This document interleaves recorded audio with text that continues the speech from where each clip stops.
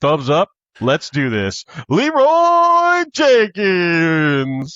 It's Nostalgia Land. With your hosts, Matthew, Trey, and Tyler. Minus Trey. Let's go. My name's Forrest Gump.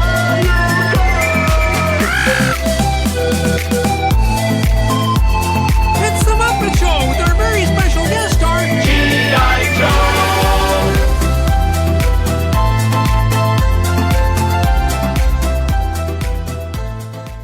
Welcome back. We're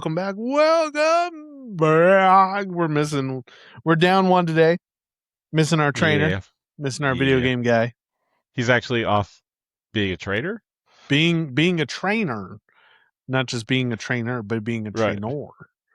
Yeah, man. So we're out. It's just Tyler and I hanging out, man. We're gonna do some stuff. We're gonna talk about some things. We're gonna share some content. I don't know why the layout is being weird right now that it won't go away, but it is. Let me see. Oh, there it goes. Okay. Now it's just us. Hi. How are you? Good to see you.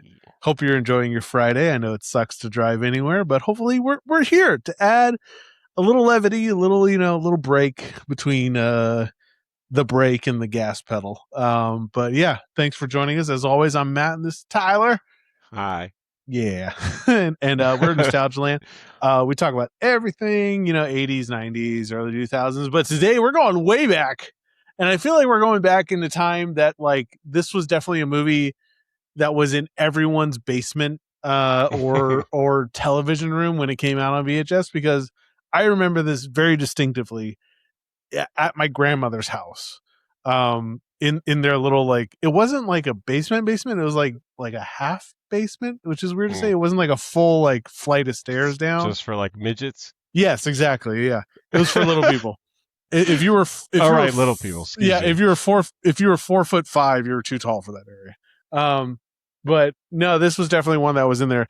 We're doing 1961's the original, the OG, The Parent Trap. You know what? I'm going to put a pause on that because I found out there's a 1930s German version that was the really true OG, but we will not be watching that.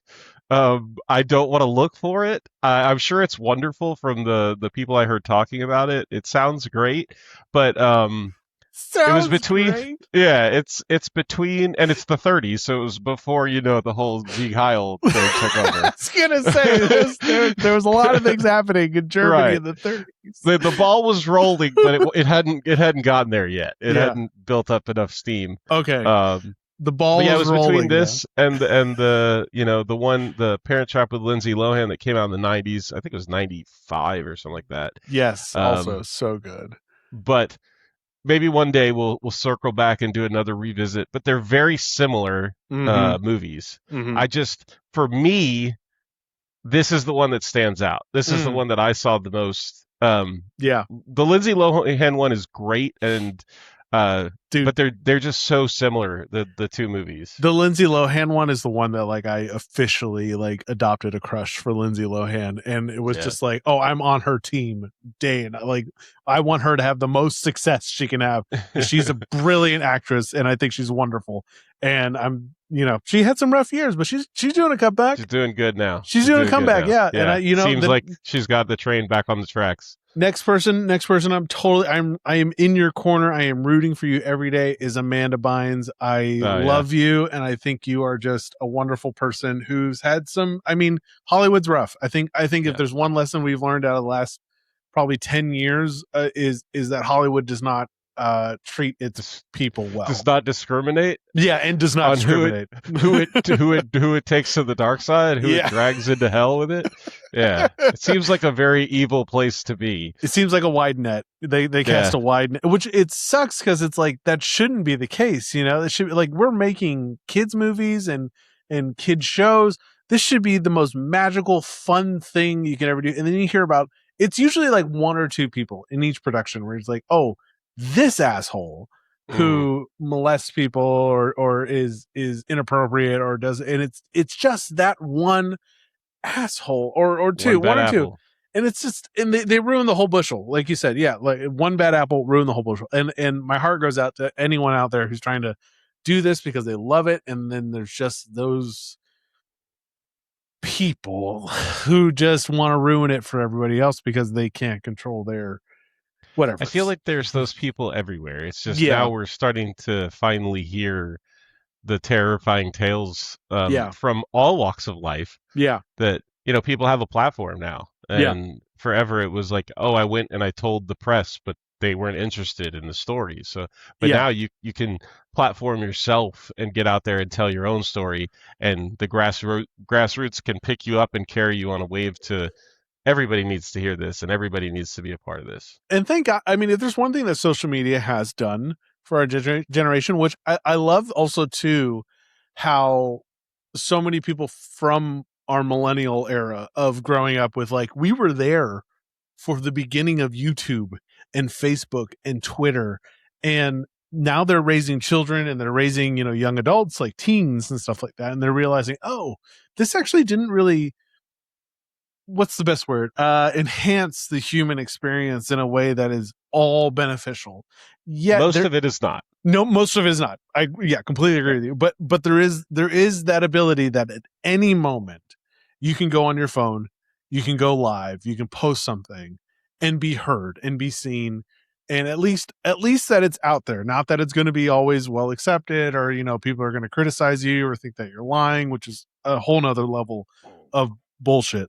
But the fact that there is at least those platforms there that celebrities, stars, and ex-celebrities, like people who walked away from Hollywood, can be like, no, this was my experience. It wasn't all, gold and glimmer and wonderful. It was hard, and detrimental. So there are some good and good bads, but we need to go back to 1961, where we encounter some of the worst human beings I think have ever existed.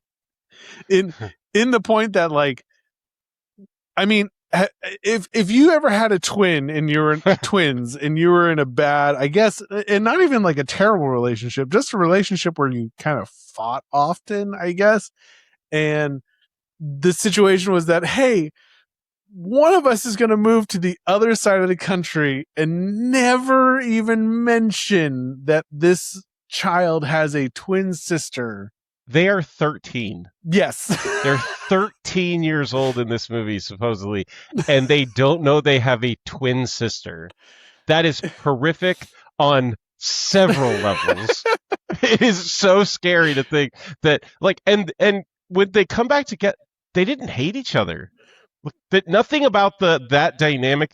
It only makes sense because we need to make this movie and we need to tell this story. Yes. Because outside of that, it makes zero sense, period. Because he wasn't like, the father wasn't like, as far as we know, I mean, it was the 60s, and they were, if this was 13 years earlier, these girls would have been born 1948. So maybe he got back from the war. Maybe he was a little, Shell-shocked, a little shell-shocked, a little traumatized from that. But, they haven't got to the, like, yeah, we separated because he just kept hitting me all the time. Yeah. Like, she wasn't like, yeah, I separated because I just couldn't stand, like, his personality or his odor or something. Like, he seems like a very clean, well-to-do person. But to get to a point where, like, no, we need to separate completely and never tell each one of our daughters that they exist. Like, we can talk about it, but we're never going to say, oh, you have a sister, by the way, who's out there, and she happens to look exactly like you. Which this movie starts out, which we'll jump into it. The movie starts out, it's at camp, and it's straight at camp, which I can't believe how many camps have gone on, and we need to talk about a few camps where out of the situations, this is actually the most tame thing to happen at this camp. This is a wonderful thing to happen. Yes, I have a twin sister. We should be celebrating. We should be like throwing, like, they should have birthday cakes every day and be like, oh my God, of course, because like everyone in this camp is like, hey, you two really look like each other. I don't know if you've noticed, but like you and this other person who happens to share like your same birthday, like your same like hairstyle, your eyes are the same, like this might be your twin. I mean, how would you walk in sixth grade going to youth camp and be like, holy shit, there's another person here that looks just like Tyler. Yeah. Like, should we talk I'm about looking him? into a mirror. Yes. Yeah. Like a crazy double-sided film. she has dumb hair, but I'm looking in a mirror, or he has dumb hair. Yeah. She has really. He's got that the middle part, the butt cut part with the huge yes, like this is the exaggerated Jonathan Taylor Thomas that I went for hard as a child. We all did, man. I remember. I actually trained my hair to do it though. Yeah. I actually remember like begging my dad one time. I think it was like at the height of Jonathan Taylor Thomas fanaticism, that I was like, Dad, like, please, like, can we go? Like, there's a salon just down the road. Can we please go? And I'll get like the tips, or I'll go blonde. I'll go completely blonde. And he was just like, no. And thank God he did. I don't think I would look good as a blonde, but growing up, Tyler and I, we all, and Trey, who's not with us tonight, but he didn't die. He didn't die. He's he had to work. Yes, he had things. He has responsibilities. Yeah. He's taking care of Trey is our medical professional, and he's taking care of kids physically at a football game. Is that right? Yeah. Yeah, he's there like in case anything happens. Yeah, just in case. Which these kids. I'm sure he's been called into action. Oh, definitely. Hopefully not tonight. Fingers crossed. But I've seen some of those high school games. These kids hit hard because they all want the YouTube views.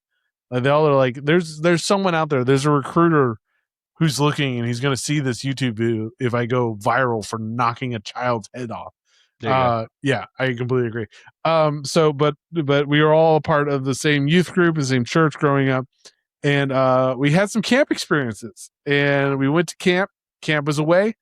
And man, I asked, I wanted to see what were some camp stories we could share that really stood out to you, really stood out to me. I mean, the camp youth story that stands out the most to me is when we tried to burn the hotel down, not on purpose. It was an accidental burning, right? But we all had, basically we stayed in like an L-shaped hotel. First floor were the boys, second floor was the girls, and then there was like a good walk to where the services would happen. Right. And it was time for one of those services, and everybody would go and walk to the thing. And there was these guys in this room that were running late, and one of them threw a shirt, and they didn't notice that it landed over the top of a lamp shade. And they walked to the service, and that shirt stayed over the top of this hot ass light bulb, and it caught fire and set fire to the room. Yeah, and luckily that place had its own like fire truck and stuff, and it came and put it out really quickly. But still, that room was ruined. And not only that, but then a bunch of people came back to their rooms, and the sprinklers had come on and flooded like several rooms. Oh, man. Yeah, it's fun times. Oh, Lord. The camp story that stuck out to me was we had done skits, or they called them Skittles. And so you drew 3 random things from a hat. And our 3 random things was like seeds from a hat from... from Whose Line Is It Anyway? Yeah, I was trying to think of that. It's so hard. Yes. Whose Line Is It Anyway? And I'll shout out to Tyson. Tyson was our counselor at the time. Great guy. I thought he was awesome. Yeah, Tyson's a good dude. So our 3 things at Skittles was Nickelodeon, SpongeBob, which I was like, whoa, that's crazy. That's ridiculous. Because it would have been like CNN or something, SpongeBob. However, we were going to do this, but we did Nickelodeon and SpongeBob, which I was like, that's great. And the third thing was the apocalypse. And so we did this whole thing that SpongeBob was like the Antichrist, and it was us and it was Nickelodeon, and it was Smurfs. I'm sorry, Smurfs. So a large group of us had painted our bodies blue, and we had used very cheap, inexpensive paint to cover ourselves. However, It didn't let your skin breathe, and you almost died. Yes, that. And how did I see that coming? Oh man, that, and it didn't come off easily. Oh and yeah. So Tyson, you know what you needed? Crisco. Yes, you needed an oil, like makeup remover or something like that. Yeah, something to thin that out and get it out. Because Tyson was in the shower for like 40 minutes and he was just pissed off because he's like, I'm going to be blue for the next week and a half. And he has work after this. I totally get it. Because he had work after. He was a camp counselor for this 1 week during the summer. And then he had to go back to his job, and he's going to go back to his job partially blue. Yeah. Anyway, so he's in the shower. We're trying to get ready for dinner. And these other idiots from another group come in and they start like assaulting and harassing the people in the shower by throwing a tennis ball as hard as they can into the shower curtain. And it would hit people. And they had hit Tyson like 3 or 4 times. Okay. And I'm standing there, I'm getting ready, I'm brushing my teeth, I'm going to go to dinner. Right. And they kept doing it. I often brush my teeth before I eat. Yeah, I was super. I'll tell you. I'll overshare again. I was super self-conscious about having bad breath and talking to girls with bad breath. Yeah. And I just it's always thought, about the girls. Yes, it was about the ladies. It was all about ladies, especially at camp. Are you kidding me? Oh my god, camp romance. Yeah. I was brushing my teeth and I was trying to shave. I was trying to smell good because I was like, man, like I was like a freshman, I think, or yes, I was a freshman. So I was finally caring about like my hygiene and stuff. So anyways, they had done this to Tyson like 4 or 5 times and he kept yelling like, cut it out. And that on top of like getting frustrated that he's still blue, like from waist up, completely blue, and it was not coming off. So finally, they came in one last time, threw that ball so hard, it went through the little plastic liner thing to keep the water in, and it hit him square in the back of the head, he said. And so he just rips open that shower curtain, and I'm standing by the door, and I'm kind of laughing, right? Because I thought the whole situation was funny, and it was very funny, but he thought it was me. And so I just kept saying, God. No. I was like, wait. It's not me. Rips open the shower curtain and just starts chasing me. And we ran the full length of the dorm where we were staying at, which we were staying at this college in the middle of nowhere, Central Florida, called Weber, which shout out to Weber thanks for hosting us. But he chased me the whole length of the hallway, including upstairs, and I'm just screaming. I'm like, it wasn't me. I'm sorry, it wasn't me. God, let me leave.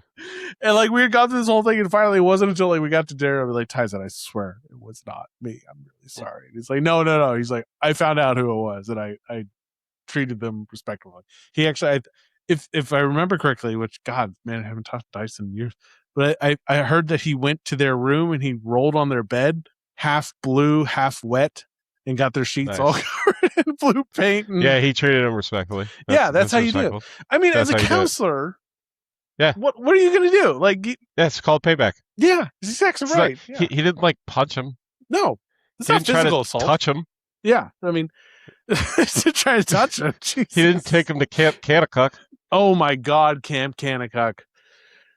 Let's begin on Camp Kanakuk, shall we? My Lord, Camp Kanakuk. It's a horrible, horrible thing that happened. Jeez, man, and it was apparently still happening. I'm really confused by that because I felt like this should have been like, okay, we're done, we're shut down, Kanakuk. This is over. The problem is that it's humongous. It's incredibly powerful. It's like the Mormon Church, like. You know, things come out bad and it just gets swept under the rug and we keep trucking forward. Yep. And so for those who don't know, there's a documentary coming out. I'm trying to look at what it was called. Let me see if I can find it real quick. But basically, I just spelled documenti. Nice. So Peter Newman, who was like the camp director at Kanakuk, apparently was essaying some kids with inviting them back to his special cabin, his log cabin with his hot tub, and was just sharing the gospel, I guess, in a new way that hadn't been heard from there, just personally with other children. And Mm-hmm. this, to me, it's things like this where it's like, holy shit, how is that not just shut it down? Just everyone just leave, walk away from this property.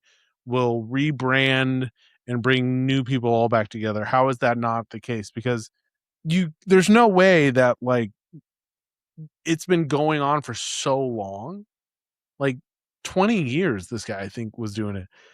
It's been going on for so long. There's no way no one else on the staff, like, and there's knew been that was happening. 75 or more people that have been Mm-hmm. convicted or accused of similar crimes. Nothing to the level of Peter Newman or whatever, but he's serving 3 life sentences. Right, for rightfully so, dude. yeah, absolutely. But and they knew about it in 2003 at the earliest. But they were. It's one of those things where you want to believe that this is not happening, and Yeah. like you think you know somebody, Mm-hmm. but then it's like, look at the signs. Like, he was having young boys stay with him and sleep with him and in the hot tub with him. And he's playing naked basketball and naked four-wheeling, and that's the part too where he's like, okay, let's all get. Wait, what? Yeah, like, what? Why, hey, dude, why's your penis out? Yeah, hold on. Even, like, I'm so glad that like I was aware of the world at a very young age, and I was like, because so many kids, you forget that people don't mature, and it's like, oh wow, this is normal, like this is. But if a guy had come in, I think at that, at a young age for most people, I would have said like, hey, put your penis away, dude. Like, what are you doing here? But at the same time, like he was a very powerful man in their lives to say no to and whatever. But there's a Sean Ryan, the Sean Ryan show, the podcast. Oh, good. He does a 4-hour interview with a woman who is like spearheading the like let's catch them and break this down, and her brother was actually molested by Peter Newman, and he unalived. I can't believe I have to say that. He took his own life at 28 because of the trauma that he went through. But I mean, let's talk about the Parent Trap, because that's a horrible way to start this show. So sorry. We like to be fun, but sometimes real things happen, and we gotta call it out though. Like, I mean, it happened, and it's in my opinion, making sure that no, we're not letting that slide under the rug. We're gonna let as many people know about it. That's part of our service, because I think it's part of having a platform. But but also, like, just in the same way that we like, hey, it's absolute bullshit that people abused Amanda Bynes and Hayden Panettiere, like for growing up and only bringing laughter and joy and making movies and doing what they loved, in giving us this nostalgia. Like, we should be, as an audience, and I'm telling you, as an audience, we should be just as outraged, because it sucks to go back and watch some of these movies, some of these television shows, and be like, oh, but during this time, she was being like horribly abused by her mother, or not just from. Oh my god, I'm so sorry. I'm going to forget her name. Do you see the shitty thing that her Hayden, how you pronounce her, not Panettiere? Panettiere, yeah. Yeah, her mother posted after her death, like basically talking about how Hayden had struggled and she would hope that she find her way back, and it's like, she just passed away. Do you really need to bring up, like, she was very vocal about her struggles with substance abuse and different things in interviews, and the reasons why she went through all that, and to in your first statement to the public to bring that up and not just say like, our daughter is gone, we'll miss her. It's just so like, it's so really gross. It's just gross. It sucks to say that so many parents who want their kids to be famous are also a big problem. Gross. They're gross and awful. But sorry, Jeanette McCurdy, who recently released a book. It's a great book. It's called I'm glad my mom's died. I'm glad my mom died. But it talks about her experience as a child actress, and that so much of her abuse and her expectations was because her mom, who was unwell, and had very, what's the word, distorted views of what success meant. And so I think that honestly, as Nostalgia Land, as a platform, we should be very adamant to make sure that these don't get swept under the rug in that way, right? Because hopefully, I think that's how the abuse we're making change. Continues. Yes, and it's like with Kanakuk, you have this great platform where you're spreading the gospel, you're getting the word, and then it's like this could ruin everything. Yeah, if this gets out, if people find out that this guy is doing this will tear this down. So we have to figure out a way to cover this up to keep the good work going. It's like, nope. That's the wrong way to do that. Yep. Like the thing you do is, as soon as you find out, you're like, yo, cops, this guy right here. This one, he's not part of us. No, he's not. Systemic change ends up having to happen, and it ruins the good time of a lot of people that were actually there for the right reasons and having the fun the way you're supposed to have the fun. Yes. I'm so happy that we went to camps for years and years, and I never had anything like that. Maybe it's because I was like a fat, ugly kid.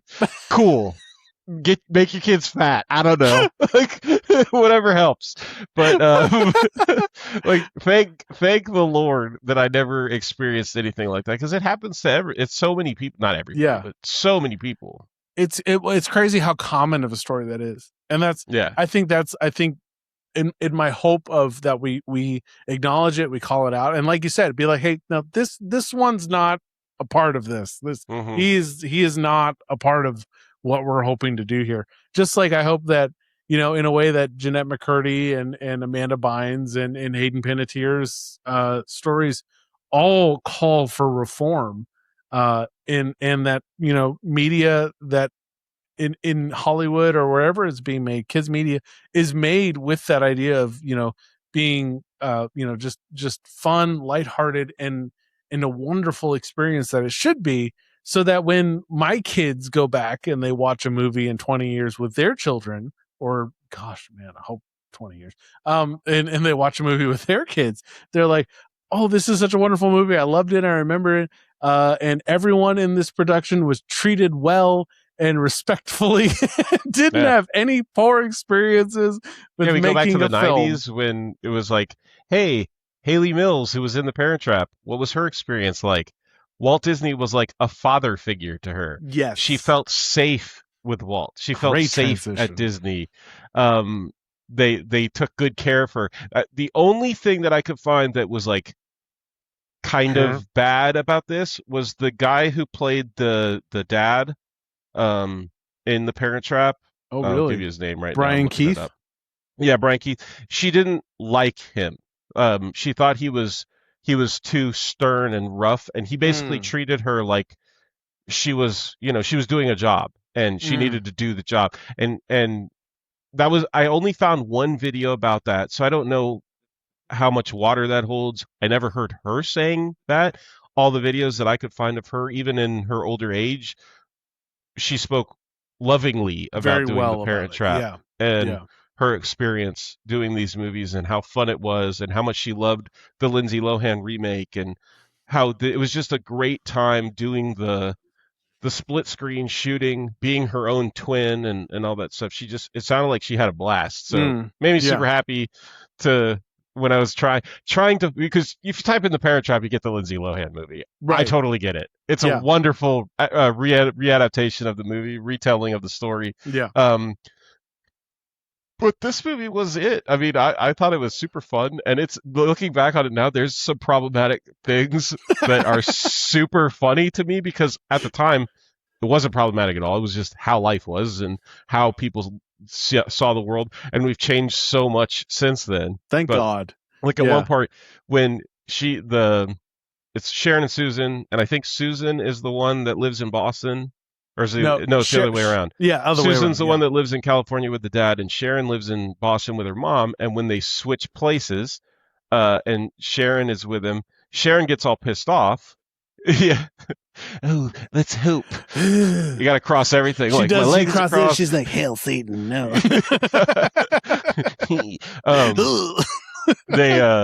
They get in an argument because the dad's going to get remarried and he drops the bomb on her, and so she's saying all this ridiculous stuff and yelling at her father, and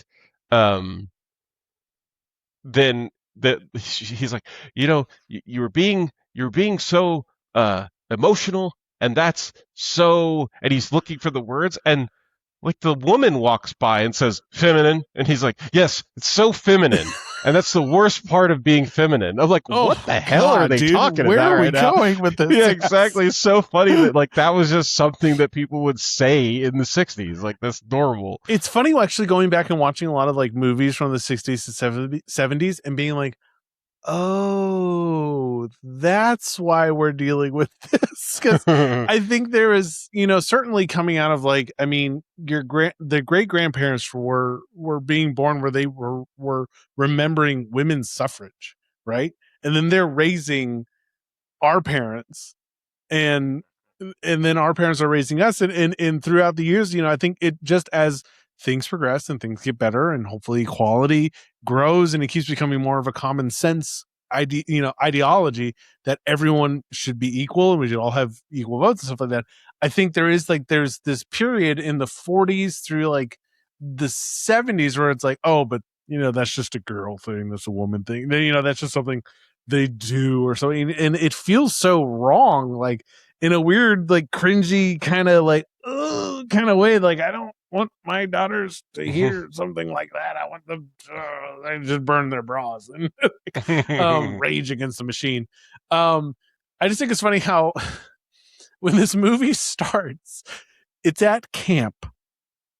And the first thing these two girls, when they notice that, and let's not even put it in that way. If you went to camp, Tyler, and you saw another boy who looked just like you, would you be like, fuck that guy?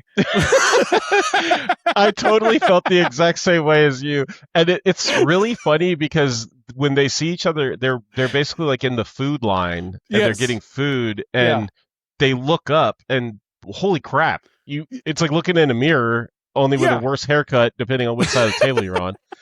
What is that? Who and so had they the just worst walk haircut away. Who had the worst haircut? To me, Sharon or Susie? The short hair or the long hair with the huge I think to flips? me, it's the short hair. Okay. But it's a very tight race because her like huge fluffed hair is ridiculous as well. I mean, I'm not giving it props, that's for sure. It's hard to say because I bet it was a wig, and like they both like, of them were. Yeah. Oh, both of them were a wig. Okay. Yeah, So both of them were wigs. Did they shave that poor child? Like, did they make her No, go you just bald? shove the hair up under the wig. Okay. But both of them were wearing a wig throughout this movie. Like, is that right? Yeah, because it makes it easier to do the dual shots and everything. Right. Okay, that makes a lot of sense. Okay. Yeah. All right. Yeah. But that whole thing where like, they first look at each other and they're immediately like, oh, I have to murder this person. Well, that's the funny part to me that I was going to say is then they go sit down, and it's Susan, the one with the short hair, sitting with her two friends, and she's been to this camp, I guess, in the past. And so she's got these established girls that are her friends.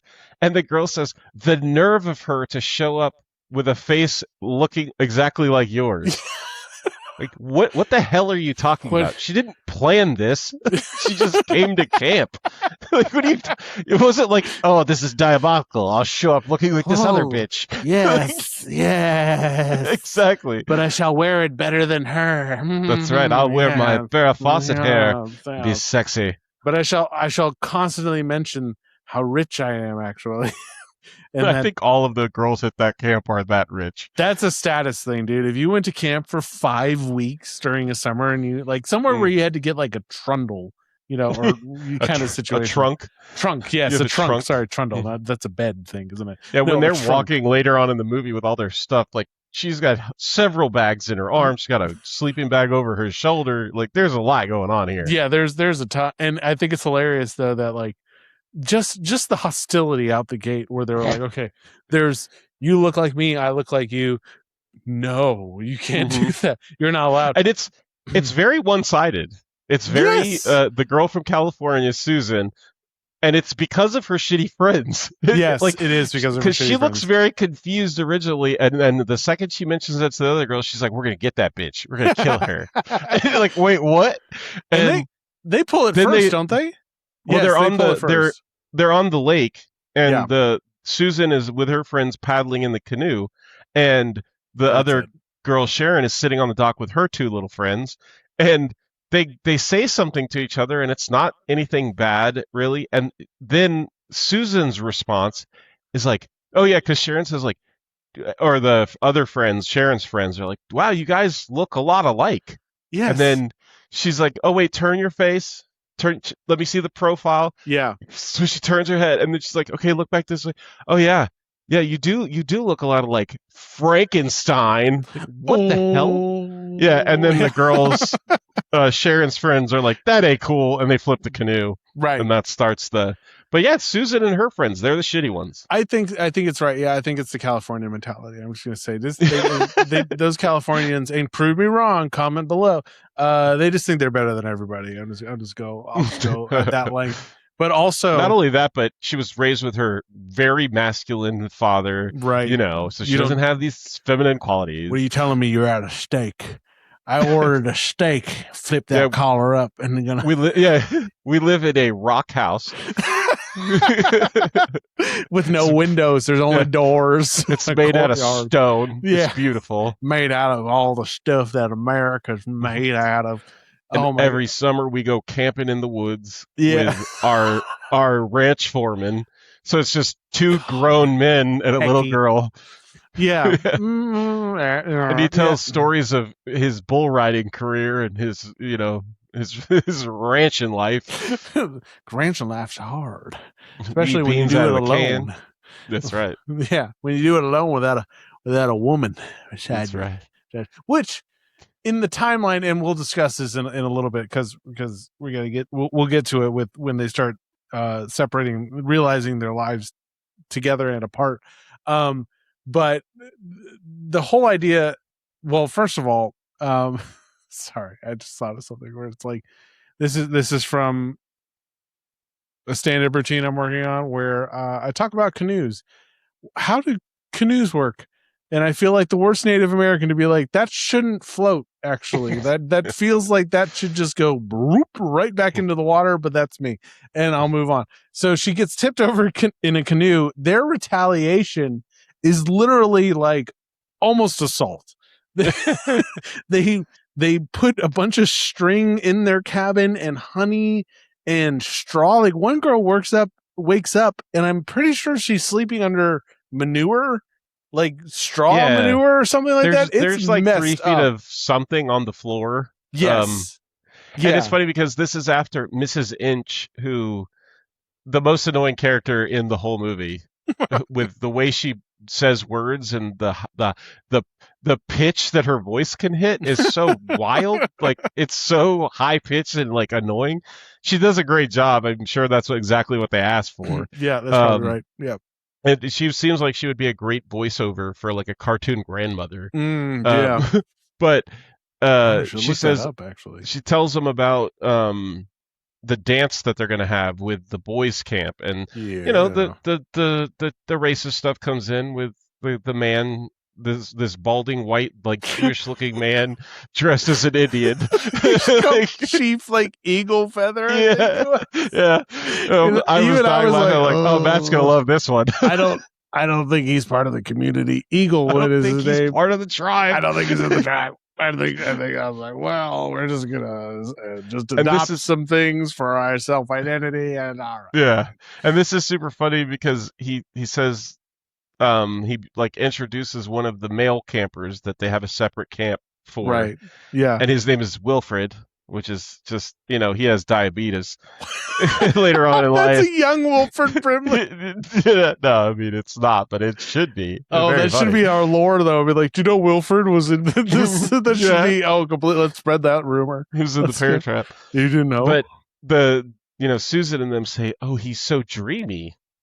So obviously they're very attracted to this young boy, And then later in the movie, when the girls are getting together and they're realizing what's happening and they're showing each other pictures, which are obviously headshots of their parents, Right. she goes, "Yeah, this is my dad. Isn't he dreamy?" Like, whoa. I didn't like that either. Yeah, like pump that the either. brakes. Pump Yeah. the brakes. Like, isn't he handsome? Isn't he a good-looking man? Or better yet, here's my dad.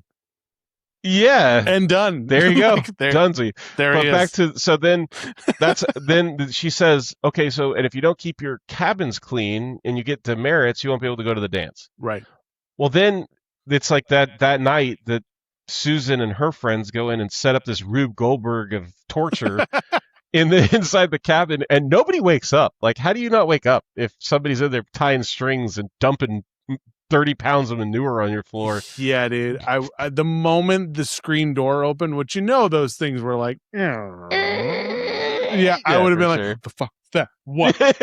Exactly. There's a blue man in here. There's a blue guy in chasing here. me down a hall. Tyson, go away. But yeah, exactly. But the girl wakes up and says one of the funniest lines of the movie where she's like, "They gopher trapped us." What does that even mean? Yes. Do you catch a gopher by tying string above their head? I don't understand. Man, I remember hearing that as a kid and being like, "Oh, that's totally just a thing. That's a thing." Yeah. That we're gonna gopher trap them. That's great. I'm gonna start using that in conversation. I think we should. Man, we should totally gopher trap that guy. Let's bring it back. We're bringing it back right now. It's starting. It's happening right now. Well, then Miss Inch and the other lady walk in, and they're like picking up the straw. They're got their clothes and they're trying to clean up the stuff, and they get punished. Yeah, like they didn't do this to their cabin. This was done to them. This is the squalor that we like to live in. Like This is just what we enjoy. Oh no, yes. I can't sleep without honey all over my bed. Thank God. You're here. I like to attract bears. Yes. I'm sorry you don't live up to my standards, Miss Inch. I love dirt and manure on the floor and having delicious. having to escape room agility my way to just to get dressed in the morning. I like to gopher trap myself. Yeah. Gopher trap myself. Yeah, so they get that great dance and they can't go to the dance. So Sharon, who's from Boston, or Boston, if you're from, that's one of the funniest things too about like her playing these two roles. One is a California accent, one is a Boston accent. Haley Mills is British and has a very British accent, and the whole movie all I can think is this bitch is British. And I had never heard her talk outside of films before, but I like just listening to her speak, like, yo, that's a British chick, like for sure. She ain't like, you want to meet down by the harbor, have some baked beans, fucking donuts, Dunkin' Donuts, just get a coffee. No, wait, that was Queens, my bad. People from Boston chime in. Pizza? $40? Oh my God. Yeah, I mean California. Yeah, I love that they were like, oh, this is the California girl. She's totally like, it's not California, but she's from Monterey, right? She's from Monterey, California, so it's not, the valley. It's not, oh my God, that. Yeah, she lives on a ranch out in the middle of nowhere in a stone house. Ranch is crazy. It's beautiful. It's so beautiful. But they get demerits because of being pranked and injustice. Let's just say that. Getting gopher trapped. They can't go. They got gopher trapped. And Susie from California, short hair, which I think that's just the best way for folks who haven't watched this movie in a while. There's short hair and there's long hair for a while. Mm-hmm. Short hair is dancing with Wilfred, but the way they get back at her is pretty heinous, in my opinion. I was like, dude, there's a level of embarrassment, and that's a new level that I hadn't even thought of, and I've completely forgotten. But so Susie is dancing with Wilfred. They're at the dance. They go outside after a song and they're just hanging out talking, and sorry, you just said her name again, the actress Sally, is that right? No, Haley Mills. Haley Mills. She had a great way where I think they kind of said, just talk, just express yourself, talk about this, talk about that, because there's some moments where Haley, I could tell, oh, she's just being a real person. Like that wasn't a line that someone had written for her. She's just literally reaching out in the air and improvising. And if it is a line, that's how good she was. That's how good she was. Exactly. And I think she made it with like, I'm just kind of an awkward teenage girl, and talking to a boy at this dance, right? She does it really well. Well, Sharon and her bunkmates who got gophered, come up behind her somehow without her noticing, and they literally cut the backside out of this dress. And I couldn't all imagine. the way up to her waist. Yes. And I mean, like, buttocks is out. Panties and buttocks. And I couldn't imagine a more embarrassing way to suddenly be ridiculed at a public dance and be like, this is the end of like any like socialite career here. Like we're done. This is the last summer I'm spending at this camp. Camp's been fun, guys. I'm out. I'm done. You know what? There's 5 more weeks of camp. I hope my dad gets a refund. I'm going home. I'll see you guys later. Taxi. Let's go. Somebody call me a travel agent. I need a plane. Yes. And it turns out great because like then of course Susie and Sharon get into this crazy kind of they fisticuffs, man. They start fighting. They start pulling shit down. And they knock over a table. And you get the one thing in this movie that I thought, honestly, when I watched it as a kid, I was like, wait, wasn't there more shenanigans going on? Like funny moments where Mrs. Inch, they come in, they're fighting, they knock the legs off tables, right? And like the buffet is sliding down. People are freaking out. Everyone's screaming. Mrs. Inch grabs the chocolate cake that I guess was for everybody and raises it over her head. It gets stuck on the beak of a totem pole of a bird or something. And then, of course, she brings down an empty plate and she goes, what? Looks up, and right away the whole cake falls down. And I saw on the production notes that Walt Disney was like, no, we need to keep that moment because that's like the funniest, biggest laugh that we're going to get in this whole movie. And it's true because I had remembered more shenanigans. And then after this 20-minute scene, it's just arguments. Yeah. And then minor shenanigans. And then like literally the last 15 minutes of this film is the rest of like, oh, here's what we learned at camp. Like how to get rid of somebody. Here's what we learned. And I had remembered it completely differently. I don't know. I thought there was more to this movie than there was, but there isn't. Like it's just that. Oh, so they figure out Mrs. Inch is like, listen, you two been fighting like since day one for some reason. We don't know why, but we're going to sisters. Yes. And they're like, we're not sisters. I just met her. Right. And the other lady's like, nope, just lookalikes. Yeah. What? What? So I was like, oh, she has matching birthmarks. There does come a point where it's like, how do they not have the same last name? And like, because she took her mother's name and she took her father's name. Because, you know, they didn't want them to know that they had a twin sister back to the sickness that is their parents. Yes. Right. Which means that their parents, her mother or her father, went to well, actually, it would have been that at the time the dad was handed like, here, the paper at the hospital, name your kids. And the dad would have signed like, oh, this is Susie and this is Sharon Evers. Right. And so then that means that their mother, who's Maggie McKendrick, would have had to go through some process to change her name, to change Sharon's last name to McKendrick, because there's no other way that would happen. To be like, no, you're Evers. You're not McKendrick. You're Evers. Unless her real name is Evers, and they just called her McKendrick. No, yeah, maybe. Process. That's probably it. That's probably they didn't have to go to any law office, or they just kept saying, "No, you're McKendrick." Could you imagine? You're like, we're gonna get divorced, because this was like when divorce was starting to become way more common. Right. Yeah. This was early on in that, because forever it was you just didn't get divorced no matter what happened. Yeah. And what are you like? Oh man, we're pregnant, but we want to get divorced. We don't like you. We don't want to be together anymore. And then you realize like, oh, it's twins. Perfect. You get one, I get one. I'm out. Like what? What is this? Perfect. What is you this take sickness? One. And how, as a parent, do you know that you have a child out there that is the exact same looking? Like, I get it if you leave, you have two kids, whatever, you separate the kids, but when they look exactly the same and you know they're identical twins, every time you look at that daughter, you're like, you have a twin sister. There's another that I don't know. Yes. And they're not awful, terrible people, so they have this big heart. They've got to be like thinking about this other kid. Yes. Nope. It's not like these parents are like selling drugs on the corner. They're not shitty like, people. Yes. Or like, abusing other people, or like they're just argumentative is the best way. They just have strong opinions. And yet they were like, the better situation of this would be if you take one child and live on the other side of the country. Yeah, because get I'm away not from doing me. this. I'm not. Go live with doing your this. mom and dad. I hate you. I'll take one, you take the other, and we ne'er speak of this situation ever again. That's right. And like the people around them don't say anything. Like No. the girl's mother, and she lives with her grandparents. Like she lives with her parents, and they don't care that there's a grandchild out there that they don't know. They know though. Like that's the thing. That's what I'm saying. That they don't see. It's just like, okay, well, this is how it is. No, when both of them, Susan and Sharon, go crisscross, Danny DeVito, applesauce. Yeah, crisscross. They crisscross applesauce. Thank you. They both eventually. I think Susie comes out. No, Sharon comes out quicker when she's in California. And she's like, "I'm gay." And they're like, "What?" Yeah, and they're like, "What?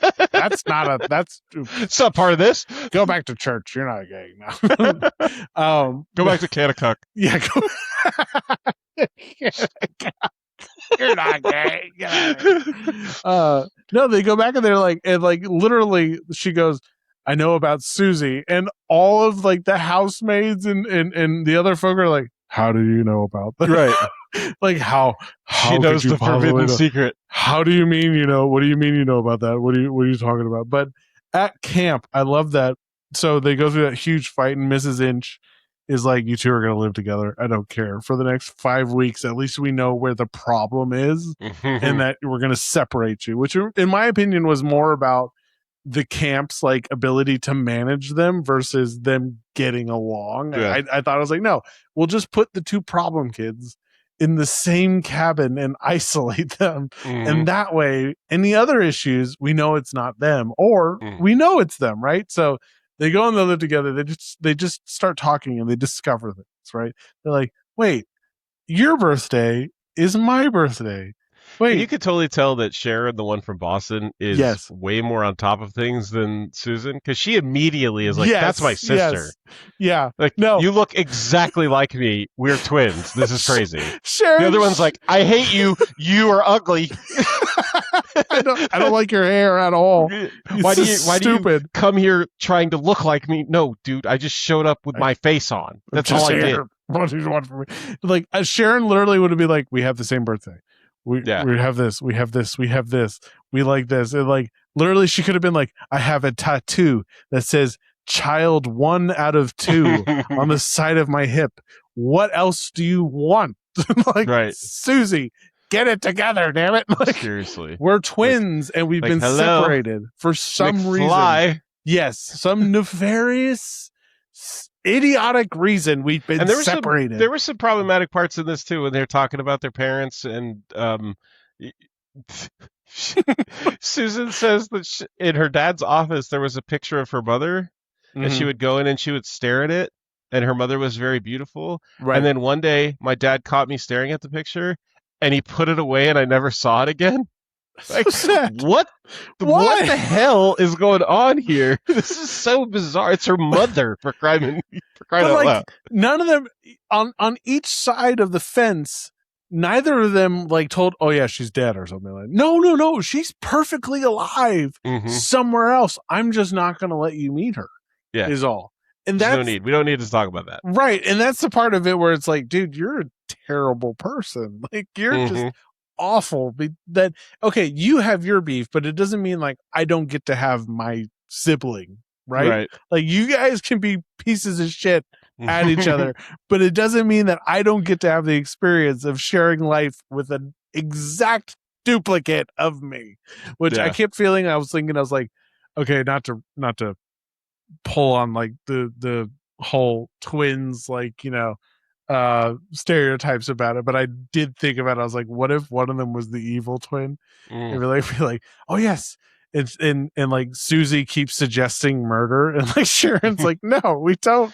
So she's like, "And then we'll go to Boston and I'll live with Mom and I'll be there, and then we'll kill her." Be like, Sharon's like, no, it's killing the fiance. We don't. That's the joke. Yes, like, what if we murder her? No, what do we don't?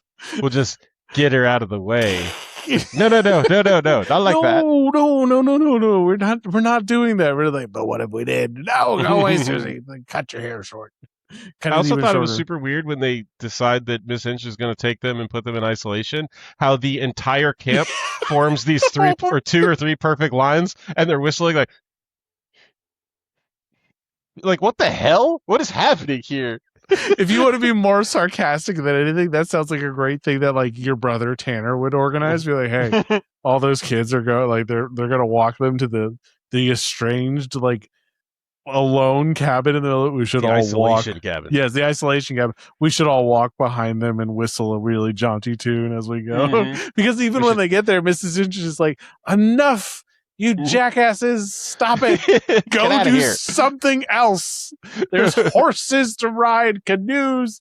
Why is this your only thing to do today? Yeah, you're right. The whole camp is like, oh, let's go. Let's fire these two for a little bit. Yeah, let's like parade them to isolation like we're taking them to prison, and we're all super happy about it. Which we need to give credit to Haley Mills's double, which I had her name written down, Susan Henning, who plays her body double. So most of the movie, most of the scenes, it's like split right down the middle. So split screen. Haley Mills will be here. Haley Mills is over here, and there's a seam in the middle, which impressively for 1961 or 1960 when this was made, probably, it's flawless. But then there's a few scenes where Haley has to cross in front or be walking directly next to them, and that it to have a split screen would have been impossible, like the march out to the isolation cabin. And the way they solved it felt so effortless, and it disappeared. And that's when you know you're doing something right, is you don't even notice it unless you're really, someone says, hey, pay attention. How are they going to work this out? Because Haley Mills, when they're doing that little march to the isolation cabin, she keeps turning around, and she's carrying two bags, and she keeps turning around and looking at all the people following her, kind of be like, this is mean. Why are they doing this? And then the body double, Susan Henning, has her knapsack up by her head. So most of the time it's covering it's covering most of her face, except for blonde wig. So you see like these really well choreographed scenes where when she needed to be in camera and in scene, they found great ways that it was just okay. It's like maybe 3/4 of her face or so, or just the back of her head. Right. Or the back of her head. And even at the party though, when it's all of a sudden they discover, okay, that's these two causing all the issues. Susan Henning is there fully facing the camera, but they put just enough cake over her mouth where you're like, okay, that's not the same, but they look really good together. And I mean, it's really There's a fun scene too when they're in the cabin and they go to sit outside on the step because Sharon has just blown Susan's mind with, we're sisters, dumbass. And they go outside to sit down, and Susan, who's actually Haley Mills in the shot, is already sitting there, and Sharon walks out, sits down, and it's this perfect transition scene to where it's just the back of her head. She just sits down, and then it switches to a wide shot that's split down the middle, and it's the two Haley Mills sitting next to each other. It's incredible, and I think it's something that those kind of practical effects, right? That kind of practicality about making a movie where it feels flawless, and now you watch it and it feels timeless in this way. But I mean, it still works, and I think that's something that new filmmakers and people when they're making it, we need to go back to practicality, in my opinion. Like we hit that's like peak. Christopher Nolan, right? Christopher Nolan wants to do everything as practical as possible. Yes. To the point where he builds an entire hallway that can spin 108 or 360 degrees or whatever. 100%. And I hope more filmmakers see that and see that it's worth the time. It's worth the investment. And the more we computerize and digitize, it just feels dated. And what's weird is I was watching the last two Pirates of the Caribbean this week, and I was like, man, how is it the CGI in this looks better in 2007 and 2003 than it does in 2015, in 2013? And so I hope, just as a filmmaking community, go back to the practicality because it works and it lasts. We've made this comment so many times on this show. Just go practical. God, when you can, go practical. Yes, just if you got a choice, just do that. I understand if you're making like one of these epic Marvel movies where people are flying around and they're in space and stuff. You can't do practicality most of the time. Yes. But if you can, do it. If you can impress us where something where we go, there's no way that was real. Like that to me is like the pinnacle of like, you've done it. You've done something where people notice where like, there's absolutely no way that wasn't computer or digitized. And then you find out, oh no, that was practical effects, makeup, tubes, air compressors, and fake blood or whatever it might be. I think you've really done something just as a species now, as with AI and everything taking over. So, anywho, so they discover, okay, yeah, we're twins. To Sharon's effect of being like, no, dumbass, we're twins. Like, get your shit together. They decide, hey, you know dad, I know mom. Well, I want to know mom, and you want to know dad. And it's great because Haley Mills, she gives this little performance there at the cabin where she's like, holy shit, there's no way it's that simple. And yet it is. If we just go home separately, they won't know the difference. And I'll coach you and you coach me. So they go through this great routine where they're telling each other, okay, your dog's name is Andromeda. Is that right? Yeah. Yeah. Your dog named Andromeda. Your bedroom is this way. You don't like this. You like this. You bite your nails constantly. I thought that was great. And it's a great kind of training montage where they, I think it's funny and practical. But my favorite part of the end of this whole camp sequence, which we're not even out of yet, is at the end, it's a completely unknown side character child. And she's about to go and get in the car with her family, and she somehow caught a skunk in a cage. She has a cage for it. Yes. And she's trying to convince her parents that she can bring it home, and she's upset because her dad's like, no. Yeah. She's like, go, let that go. And she goes, it took me so long to catch it. She's like, I'm gonna miss you. I don't know. It took me so long to get. She's like the best character in the whole movie, and she's only in the movie for like 10 seconds. I was like, can we pivot from these two girls who are going back to their rich like families and lives and ranches in Monterey, California? Can we just go with the skunk girl?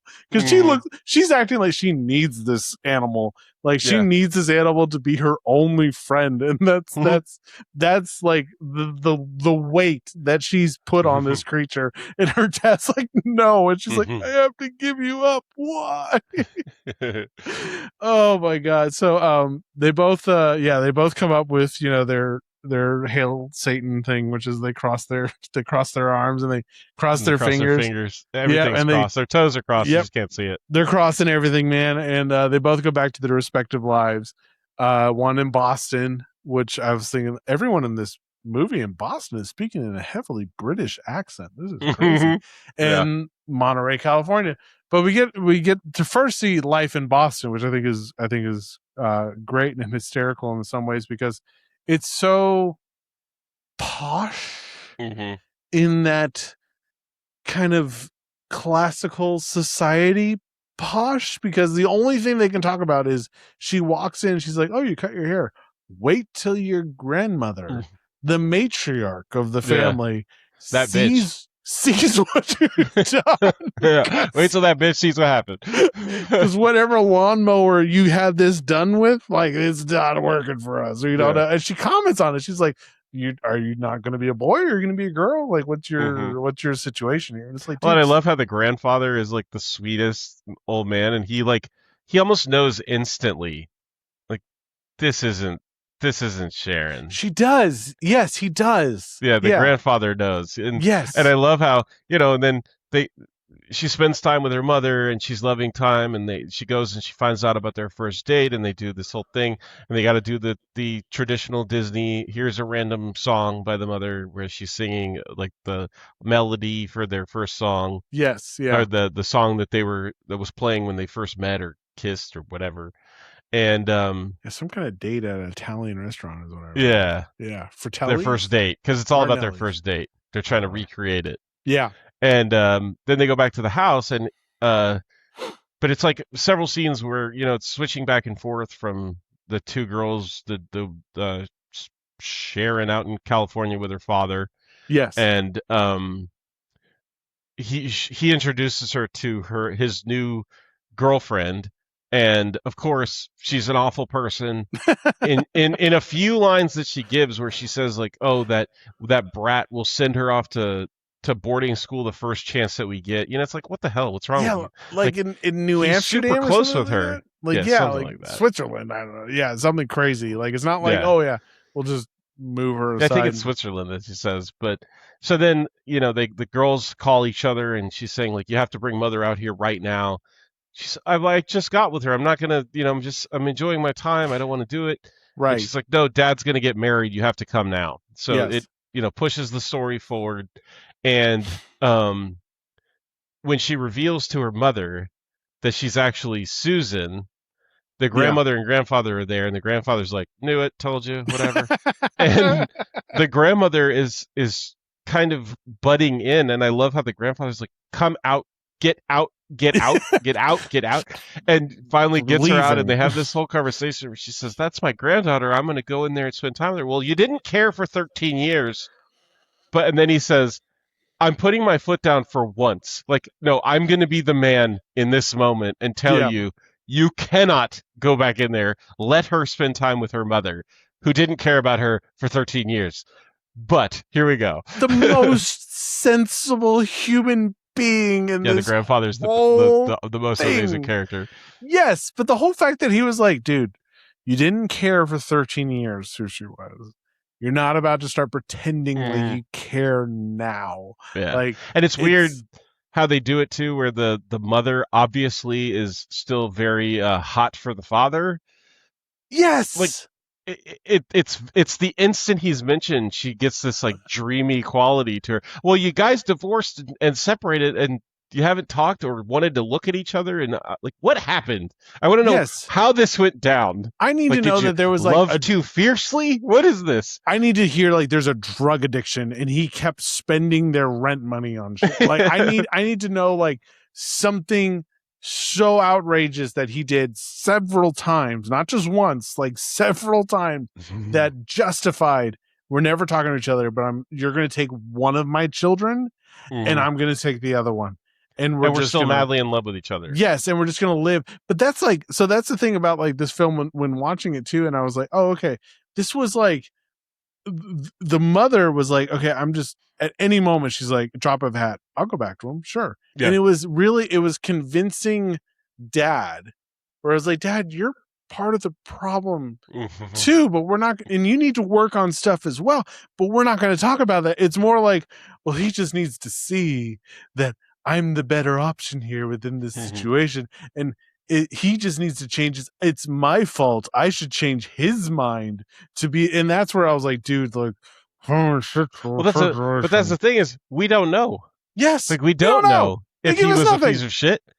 all we know from this movie, so then they go to California and they have this whole run-in where the new fiance and her mother and the priest are there, and he doesn't know that the other daughter and his ex-wife are in the house, right? Yes. in this wonderfully masculine stone home. This place is amazing. That's why I keep bringing up the stone house, because it's awesome. It looks like the way Mexican restaurants try to emulate themselves, like to be like. It looks like, oh, this would have been like Casa Bonita, like in a weird, exactly, like in a weird way. Like someone should be bringing them chips and salsa constantly. Yeah. Like free refills on that, because it's gorgeous. It is an absolutely gorgeous place. Yeah. Sorry, and the mother is like drop dead gorgeous. The actress who plays her. Yes. I have it right off. But Maureen O'Hara. Yes. I mean, she's classic. Yeah, just drop dead gorgeous. And she looks so beautiful in Boston, and then the dad gives her a hard time about her clothes and her hair. So they go to New York, buy a bunch of clothes. Then she cuts her hair, and I'm like, no. It looks, but that was the style of the time, Right. But to your point, Grandpa, like, she walks in, and Grandpa all of a sudden, like, and he's trying to coax her, but like, hey, you're going to see your old beau. Yeah, and he also obviously very much liked Mitch. Yes. He liked the dad. Yes. He thought them splitting up was a bad idea. Yes. And that's where I was headed with that whole relationship.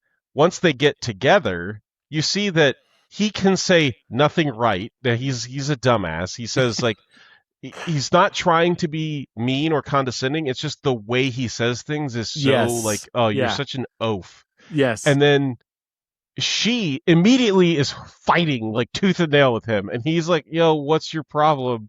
And she's like wanting to scratch his eyes out. It's very Susan and Sharon, where like Sharon's like, oh my gosh, I think you might be my twin sister, and Susan's like, you're a bitch, that's my face. Like, oh, I see where you got that from. Exactly. That's why she keeps suggesting murder. Like, yeah, exactly. But like, I love that moment though, that when she's like, okay, we'll go to California, right? And then like the grandfather just knows they're leaving, and he's like you said, he's kind of on Mitch's side. Like he like, wants it. Yeah.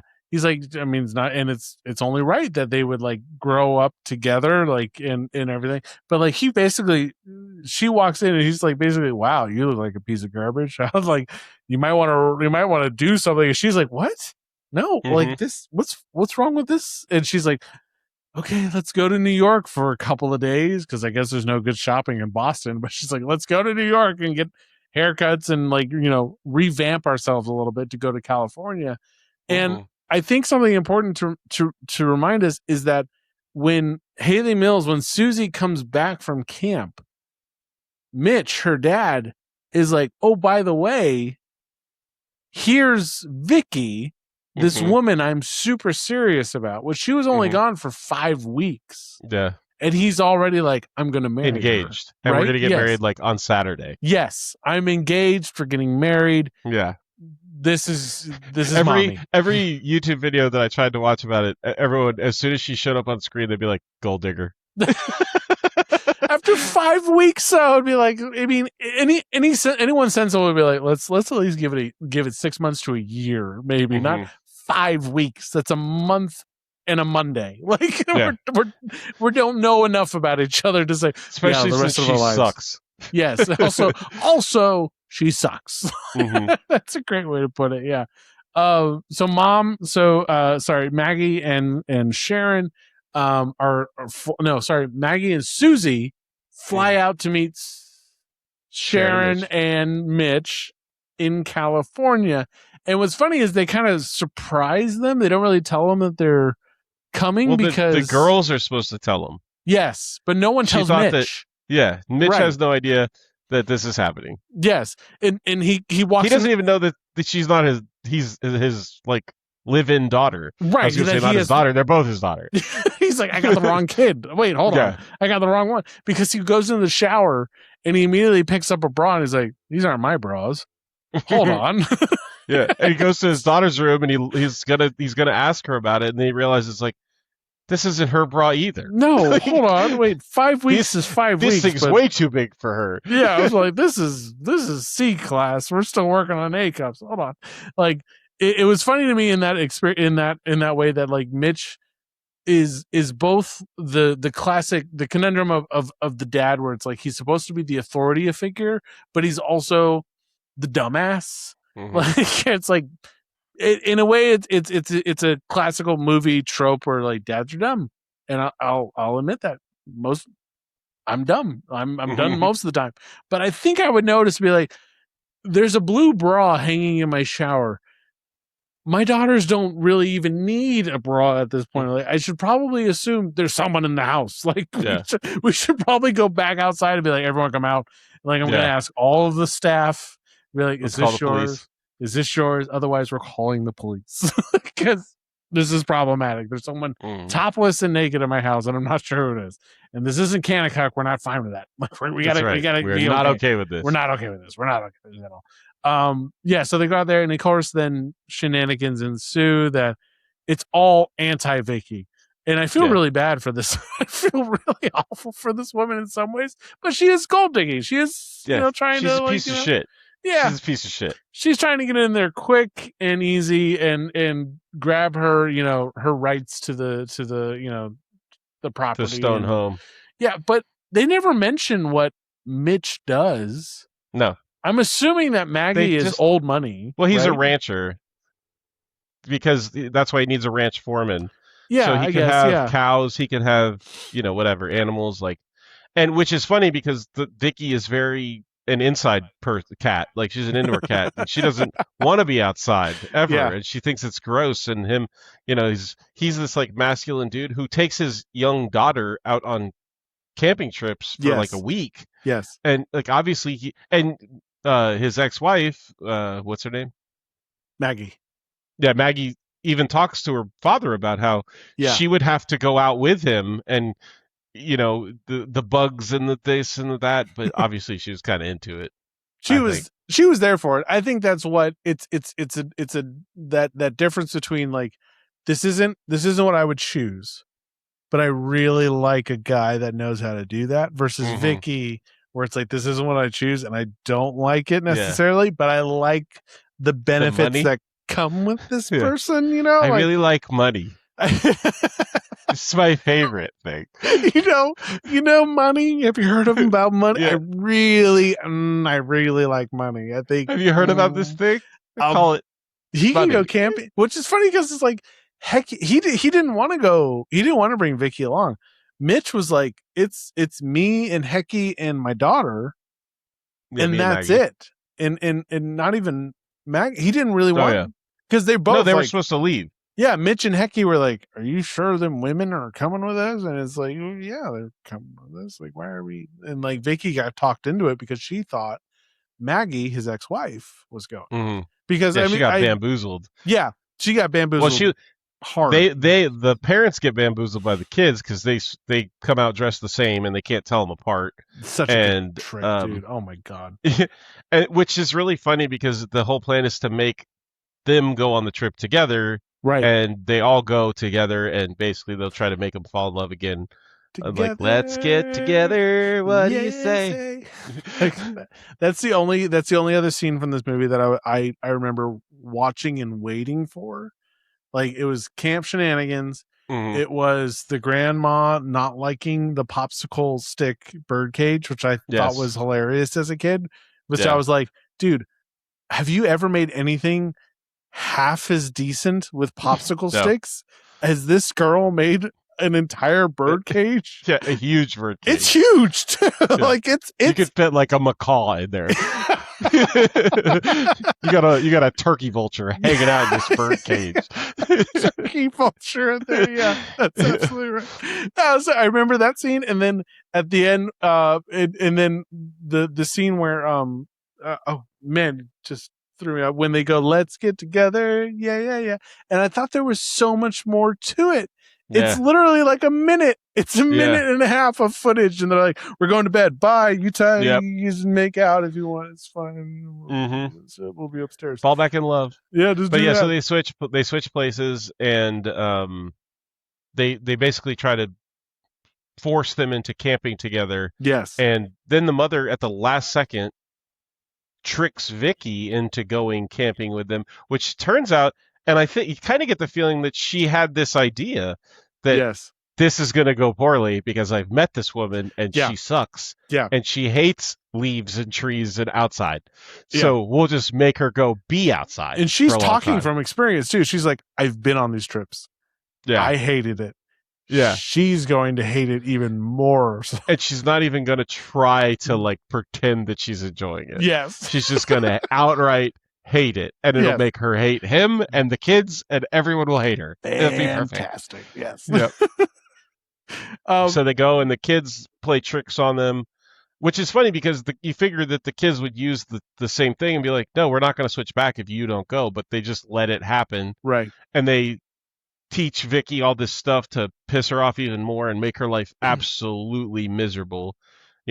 Clicking sticks together to keep mountain lions away. They give her sugar water as a mosquito repellent so that the mosquitoes will just, have a friggin' barbecue or feast on her. Yeah, they trick her with the how to keep cougars away.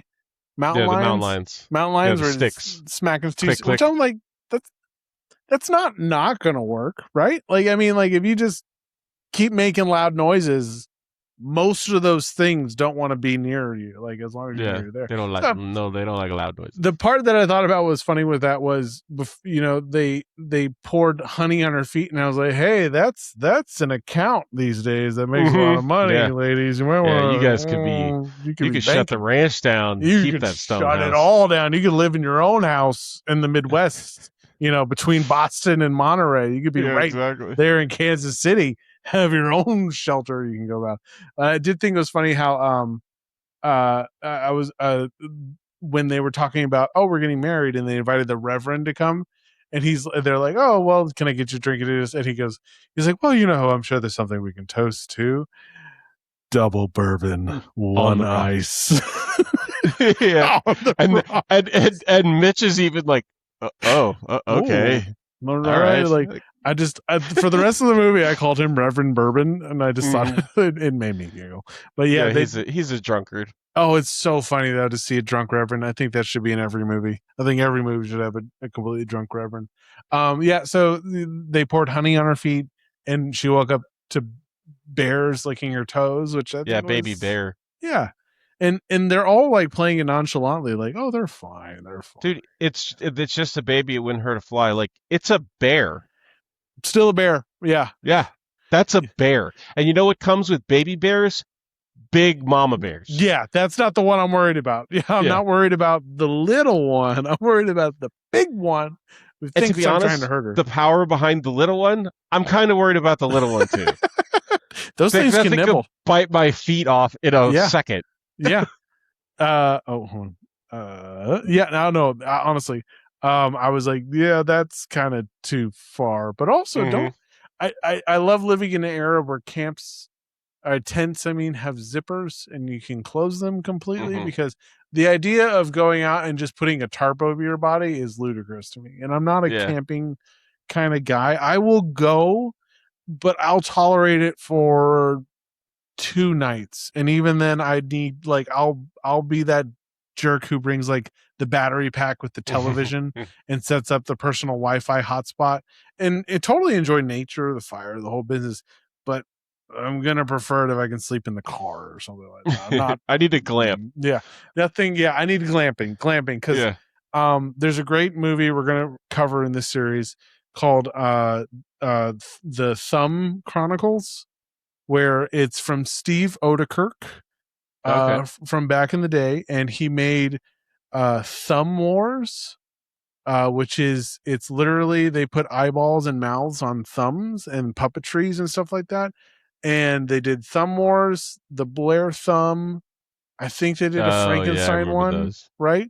And one of my funniest lines from the Blair Thumb is they're running away from the Thumb Witch, right? And they go, quick, get back to the tent. And then the second guy goes, of course, nothing can break through the impenetrable nylon. Hurry. And that's most of what I think about when I go, oh yeah, let's go camping. Because man, camping can be great. It can be really fun. But then when you hear the stories of like, I was awake at 3 a.m. and I suddenly heard scratching, and realizing that the only thing between me and whatever was outside my tent was a piece of plastic that gets torn if I stand up too quickly. Yeah. I'm done. I'm not doing that. I'm no thank you. No thank you. I've been around enough weird shit in my life to know there's stuff out there that I don't want to know about. Yeah. I don't want to experience firsthand. And I'm fine with that. So Vicky retreats, right? But before she leaves, she goes, you're twins, right? So you share half of everything, right? And of course the girls are like, yeah. She's like, give your sister the other half of this child abuse, where she slaps, open hand slaps. Yeah. This poor girl, which I think it was Susie, she open hand slaps Susie and goes, yeah, give her the other half of that slap. That's fine. I was like, awesome movie, Disney. Let's keep going with how parents, 60s. How adults Corporal should be. Punishment was much more common. It was way more common. Yeah. Well, they even make comments to like, oh, they're too old now, because she says like take out the belt or give She him does. the rod or whatever Yes. earlier in the movie. And it's not just her. It's comments from the parents too and the grandparents, but they talk about how like they're too old now for that. Like you can't be just go hitting hitting like a kids. puberty age girl. Like that's not how it works now. Yeah. And then they go back to the house and Maggie is cooking dinner. She sent everybody all the help home. Yeah. And they basically start to have romance. And again, every time Maggie turns her back, she has this look on her face like, this is what I want. Like I want him to want me. And it's like, maybe stop fighting with him every 2 seconds about nothing, and this will go a lot better. Yeah, and from Mitch's perspective, from this as a man in 1960, wherever it is, his whole deal is like, well, I'm done with this woman. I might as well move on to this one. She's barefoot in my kitchen making stew. Well, you can tell earlier in the movie when he sees her too that he's not over her. That's and fair. He tries to tell Yes. he tries to tell Sharon when she's asking about her mother, not realizing that it's not Susan, that she was fat and it's like, wait, fat chicks don't deserve love? Like, what are you talking about? What are you talking about? Fatties need love too. I mean, I'm a exactly. fatty. I need love. Yes. I need all the love, and I'm so fat. Whatever you're given, I'm taking. Let's go. But then, they have this wonderful dinner, and we didn't even talk about how when they were going to leave, the plan was every 6 months they're going to switch kids. That doesn't work. Have you ever heard of school? Right. Like you can't just switch kids 6 months out of the every year. 6 months. Yeah, she's going You'd to have to switch in the summer, and you only get your kid during the summer, and then you get switch them back. You get 5 weeks, and then the other one gets 5 weeks, and that's it. And she's like, "Yeah, I'll send her for Christmas." Then he's like, "I'll send her for Easter or something like that." Mm-hmm. Like they're trading on. I'll send her for Hanukkah. Wait, you're Jewish? But no, hold on. every 6 months, we're so rich, we're just gonna switch them. Yeah, that'll be fine. Yeah, this will be fine. That'll do it. Totally normal childhood. Let's just roll with it. Yeah. But then it ends with them getting married. Like we're done. 5 seconds later. Yes. They flew the grandparents out from Boston, and the help and whoever else. They have a big wedding outside the stone house, and everything is happy again. Like we're good. Yeah, absolutely. Great. And the only way that this movie would work is if somehow there was a surrogate that had twins, and nobody knew. Yeah. They just like hand it off to no one knew. Exactly. Like, okay, so you guys had a kid, you're divorced, you get the kid. And then you tell the other one, you get the kid. There's no other kids. That's it. There's no other kids. Or somehow some hospital mishap, right? Yeah. Where like, okay. No, but the mother would be involved. She would know that there's 2 babies. But that's okay. She knows there's 2 babies, but she gives them up for adoption, right? Okay. I've been going over this in my head. I was like, okay, she came in, had them, and maybe she unfortunately passed away through childbirth, which it still happens, right? She didn't actually give birth to them. Yeah. So the kids are there. They get separated. A lot of babies look alike. A lot of they all look like alike, aliens, right? Yeah, all look like little weird, wriggly, naked mole rat creature things. You switch them up enough times, you forget. Oh, this is from the same parent, right? No, they both then go, which I think is what happened in the un-Disney related one. It Takes Two with the twins. Oh my, what is wrong with me? From Full House. The Olsen Twins? Olsen Twins, yes, thank you. Which is another adaptation of this that we might need to go over, because in that one, which is one of my favorite versions of this Parent Trap situation, it's a little different though, because it's not like they didn't, like you said, no one knows about anybody. Like they're just happen to be twins, right? In It Takes Two version, one of them is at like an orphanage, where then she gets adopted by like child labor kids, and the people in the system know about it. Like they know, they're like, oh, she got adopted. Just wonderful stories. Yes, to tell. She's like, oh, she got adopted by the Lipnicki kids or something like that, and someone literally goes, "What? Not Mary Kate Olsen? They literally work those kids to death, and they're like literally in a scrapyard in the middle of Brooklyn or something like that, sorting like, this is recyclable, this is not, this is like, and they're 8 years old, and it's hilarious but also awful. Yeah, it's hilarious how awful it is. It's so bad, it's and funny. then we're just supposed to be like, okay, cool. Great movie. Yeah, this is wonderful. This is part of my childhood. Let's keep going. Going into show business. Man, with this situation, it's rough to justify what happened and how it happened. But, I mean, you can be glad for these characters that, like, at the end, okay, they got to be together, because, the last 15 minutes of this movie are filled with, like, we're wrapping to credits. Let's go. Yeah. Let's just get to it immediately. Make this happen. Make this happen. We got to be done. We're running out of film. There's over 2 hours. The movie's like 2 hours and 9 minutes. 2 hours and 8 minutes. And it's funny because I looked up the runtime on the new one, the Lindsay Lohan one. It's like 2 hours and 8 minutes. What? Yeah, the movies are like almost identical in their runtimes, and they're so similar in the story. Like, they're both fantastic movies, though. Yeah. As bizarre as they are, and how the story doesn't really make any sense. They're really good. Like, they're fun, especially for kids. Like, they're great kids movies. Haley Mills is awesome, and again, Lindsay Lohan is awesome in the newer version. And then the parents both play wonderful roles. They do great jobs. They're beautiful people, like ridiculously good looking. They're good looking people, man. Like, yeah, they're dreamy, as she refers to her own father in the movie. What's crazy about it, though, is like these people smoked cigarettes every day, like multiple packs. They probably drank every single day, like hard, unregulated whiskey and stuff. And they woke up still looking like this. So if you want to think like gorgeous, like if you want to think there's a problem with like today's food standards and things, just look at old Hollywood films and realize just how good looking people used to be naturally. And they were smoking and drinking and probably doing like cocaine. And I guess the cocaine was pure back then and the meth was better. Like, who knows? But these people woke up gorgeous and camera ready every single day. And it's really no mistake. I don't think it's a mistake. I think we need to research into this and be like, well, how much cocaine makes you look good? how many meths? Is it just one? How many meths?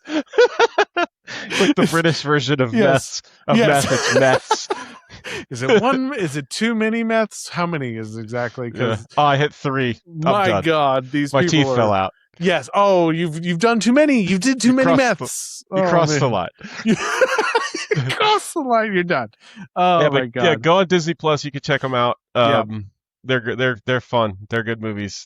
And it's really cool to watch the 61 version and the way they shot things in front of screens and for background purposes and stuff. And it's just like the Technicolor style of shooting that it just has like a warmth to it.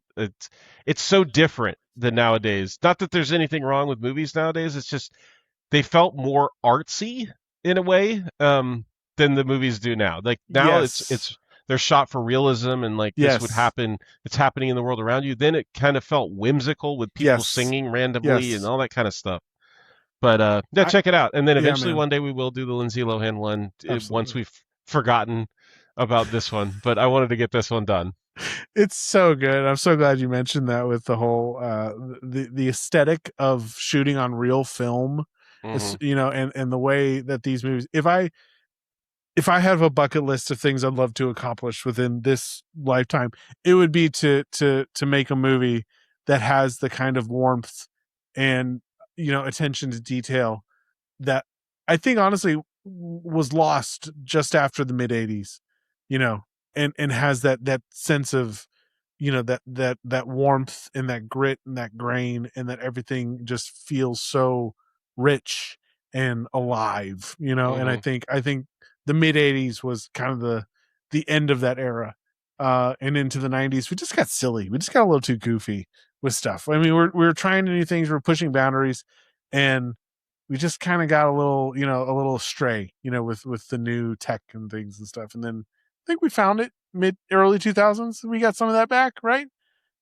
I mean, the Pirates movies are great, and they're just fun for that same aesthetic. They're just fun. There's always movies. diamonds in the rough. Right. And there's also movies that's great to go back and be like, that was a game changer because of this, and that.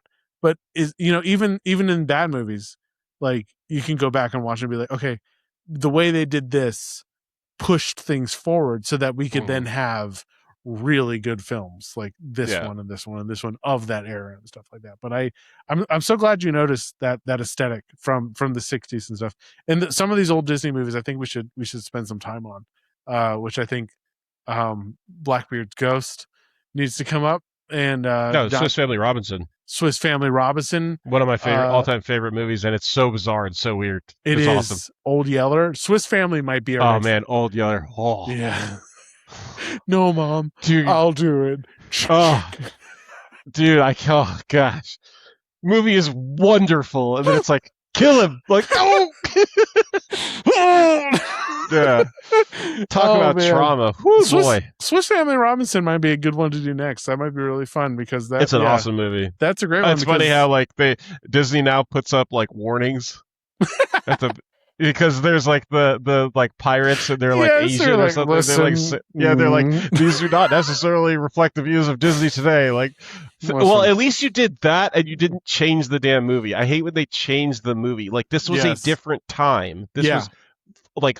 What, like 70 years ago? Like, yes, it was different back then. It was different. We've all grown, but we can still, it's okay that this exists, and we can acknowledge not the best portrayal of those things, but it exists, and the rest of the movie is wonderful.